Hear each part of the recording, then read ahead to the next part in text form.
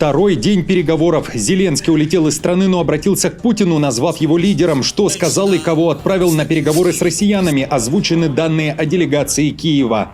Госдеп США следом за Зеленским раскритиковал состав российской делегации. Почему Рубио считает, что 16 мая прорыва не будет и что сдвинет ситуацию с мертвой точки? Трамп говорит о неизбежной встрече с Путиным. Когда? Украина не готова отказаться от территории. Турция призывает к компромиссу, а украинцы озвучили свои прогнозы. Покажем мнение киевлян.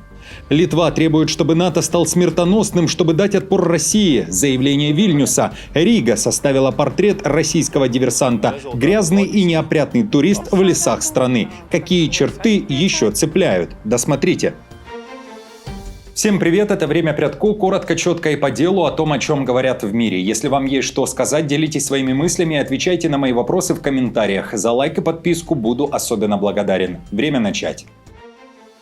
Литва требует от НАТО больше огня. Альянс должен стать смертоносным. Громкое заявление из Вильнюса. Там считают, что военный блок должен измениться так, чтобы была возможность дать жесткий отпор растущей угрозе со стороны России. И этот отпор должен быть ощутимым. Так считает глава МИД Литвы Будрис. Он потребовал реальных решений на предстоящем саммите НАТО в Гааге. Литовский министр подчеркивает, Европа уже дала слишком много обещаний быть готовой. Теперь настало время действовать. С деньгами, оружием и конкретными шагами. Итак, Литва хочет увеличения оборонных расходов до 5-6% ВВП в ближайшие годы. Это в 2 раза выше нынешнего стандарта НАТО. Кроме того, в целях жесткое давление на Россию, а также максимальная поддержка Украины. Будрис говорит, что Россия наращивает силы в ускоренном темпе, и ответ должен быть адекватным. Мы хотим, чтобы НАТО был сильнее, более готовым и более смертоносным. Это то, к чему мы стремимся. И это то, чего мы добиваемся на саммите в Гааге, чтобы еще раз подтвердить, что мы готовы, мы подготовлены и мы едины. И теперь к главному. Провальный день переговоров.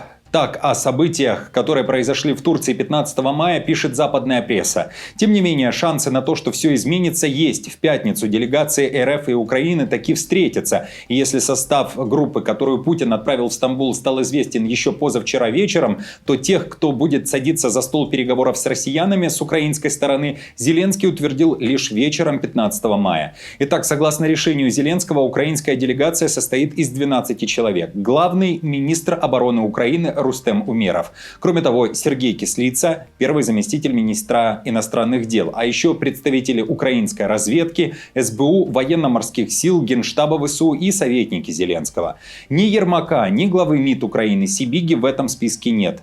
Как вы помните, Зеленский накануне был недоволен делегацией РФ и назвал ее бутафорской. Трамп же вообще не знал, кто приехал на переговоры от России, но знал точно, что Путина там не будет. Он намекнул, что рано или поздно он сядет за стол переговоров с Путиным. Я вообще не разочарован. Почему я должен быть разочарован? Мы только что заключили сделки на 4 триллиона долларов, а он спрашивает, разочарован ли я? Я ничего не знаю о делегации, я даже не проверял. Ничего не произойдет, пока мы с Путиным не встретимся, понятно? И, очевидно, он не собирался ехать. Он не поехал бы, если бы меня там не было, и я не верю, что что-то произойдет, нравится вам это или нет, пока мы с ним не встретимся. Напомню, что Трамп пообещал уже со дня на день дать свою оценку событиям и ответить на вопрос, вводит ли Путин его за нос. Но, похоже, люди Трампа дадут ему свою оценку того, что произошло в Турции. Госсекретарь США Рубио явно был недоволен, как и Зеленский, российской делегацией. Об этом он заявил публично и озвучил мрачный прогноз. Ничего хорошего от сегодняшних переговоров 16 мая не ожидает. Прорыв будет только при одном условии. Уровень команды, отправленной российской стороной, явно не указывает на то, что произойдет крупный прорыв. Я надеюсь, что ошибаюсь. Я надеюсь, что на 100% ошибаюсь. Я надеюсь, что завтра появятся новости о том, что они договорились о прекращении огня. Они согласились начать серьезные переговоры. Но я просто даю вам свою оценку. Честно говоря, я не думаю, что к этому все идет из-за того, как развивались события. Я думаю, что следующее, что должно произойти для прорыва, если он вообще будет, это прямое участие президента Трампа. И я верю, что президент разделяет мою оценку. Сам Рубио уже решил точно: присутствовать на российско-украинских переговорах не будет. Не будет в Турции и Зеленского. Он покинул страну после переговоров с Эрдоганом и после того, как стало ясно, что Путин не прилетит на встречу с ним. Зеленский успел заявить, что все события указывают на то, что Путин проявил неуважение к США и Турции, лично к президентам этих стран. Кроме того, Зеленский обратился к Путину, назвав его лидером. Процитирую: «Я считаю, что лидер Кремля должен продемонстрировать свое лидерство, и если он готов к переговорам, то надо встречаться без каких-либо условий и тому подобное. Давайте встречаться». Конец цитаты. Несмотря на эти заявления, Зеленский считает, что пора ударить по Путину экономически. Россия не считает, что ей нужно заканчивать эту войну. А это значит, что на Российскую Федерацию недостаточно политического, экономического и другого давления.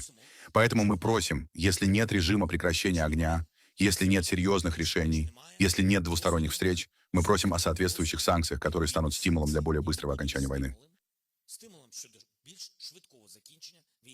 Поэтому мы очень хотим, чтобы была демонстрация давления на Россию, на Путина, санкции со стороны Европы, США и других стран, как минимум санкции. Зеленский, я напомню, летел в Турцию в надежде на то, что встреча с Путиным закончится политической победой. Это либо прекращение огня, либо обмен военнопленными по формуле всех на всех. Сам же Путин накануне и слова не обронил о событиях в Стамбуле, Анталии и Анкаре, где и проходили разного уровня встречи и переговоры. Но голосом Кремля был МИД РФ и те, кого Путин откомандировал в Турцию. Мединский вновь вспомнил о первопричинах конфликта. Это цитата. Делегация настроена на конструктивный лад, на поиск возможных развязок и точек соприкосновения. Задача прямых переговоров с украинской стороной рано или поздно выйти на установление долгосрочного мира, устранив базовые первопричины конфликта. Мединский так и не увидел ни одного представителя украинской делегации в лицо, но это произойдет сегодня. Но переговоры такие провел с главой МИД Турции Фиданом, а тот в свою очередь заговорил о том, что и Москве, и Киеву необходимо искать компромисс. Поскольку нашей целью является достижение мира, мы должны обеспечить, чтобы обе стороны пошли на определенные компромиссы, чтобы сделать шаг к установлению взаимного мира. Честно говоря, посредники призваны сыграть здесь очень большую роль. В ведомстве Лаврова намекают при этом, что компромиссов не будет, а будет обсуждение нынешней ситуации и положения. Захарова заявила, что изменения позиции России произошли как после первых стамбульских переговоров 2022 года, так и после заявления Путина в июне прошлого года, когда он требовал в том числе вывести силы ВСУ из 4 областей Украины, которые Россия считает своими. Можно сразу отвечу. Да, есть эти изменения в российской позиции. Эти изменения отражены в изменениях на земле. Но с каждым разом, добавил Сергей Викторович Лавров, когда срывается договоренность, на которую всегда идет Россия, Украина становится меньше.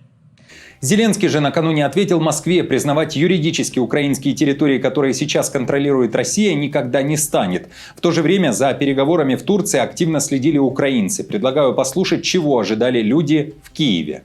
С самого начала было очевидно, что Россия тянет время на переговорах. Почему? Пока они тянут время, боевые действия продолжаются. Они хотят захватить больше территорий, чтобы потом торговаться. Он боится приехать. Что он скажет? Это наша страна, мы их не приглашали. Я думаю, очевидно, что они постоянно тянут время. Они будут стараться всеми возможными способами затягивать войну, достигая своих целей. При этом на международном уровне они будут демонстрировать, что готовы к переговорам, к конструктивному диалогу. Но на деле их способ ведения переговоров означает только унижение Украины. Судя по заявлениям представителей Европы, которые посыпались после вчерашних событий в Турции, все идет к тому, что рано или поздно будут введены санкции против РФ. При этом CNN пишет, что Кремль не боится новых санкций и давления со стороны Европы. В Берлине же намекают: маховик запущен. Есть полное согласие США, и это касается также вопроса санкций.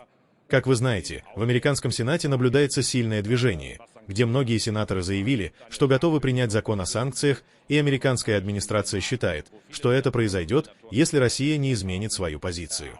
На данный момент США и Европа находятся на одной волне.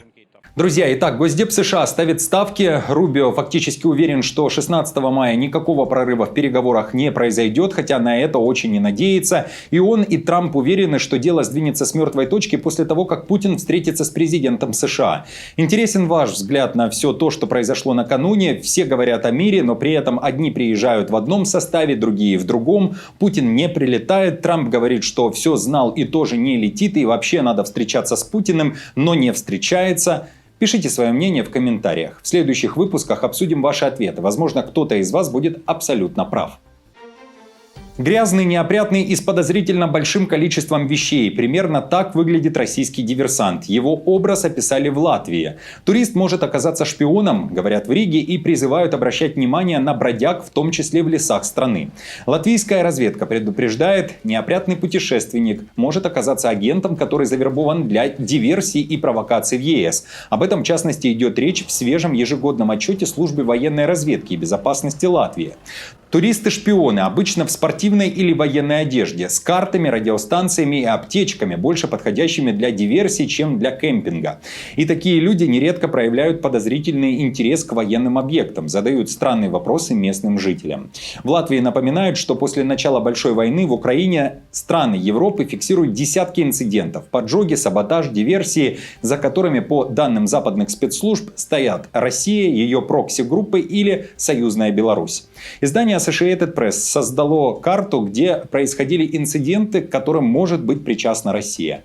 Кремль все обвинения отвергает. По данным службы безопасности, такие группы могут задерживаться вблизи военных объектов или объектов критической инфраструктуры, выдавать себя за гуманитарных работников или находиться в отдаленных местах без интереса к природе. Некоторые могут нести специализированные медицинские наборы, карты или радиостанции, предметы, больше подходящие для тайных операций, чем для туристических походов. При этом в разведке Латвии уточняют, что все-таки не все шпионы будут соответствовать шаблону, и подозрения нужно оценивать в контексте. Кроме того, граждан Латвии предупредили, если замечена диверсионная группа, не стоит играть в Джеймса Бонда и самостоятельно разбираться с такими людьми. Необходимо обращаться в полицию, пишет Associated Press со ссылкой на официальных лиц Латвии. Подписчики из Латвии, как вы относитесь к такой информации в вашей разведке? Напишите свои ответы под этим видео. Спасибо. И, друзья, спасибо вам за комментарии, за поддержку лайком. Новости за неделю собраны в плейлист. Переходите и смотрите. До встречи.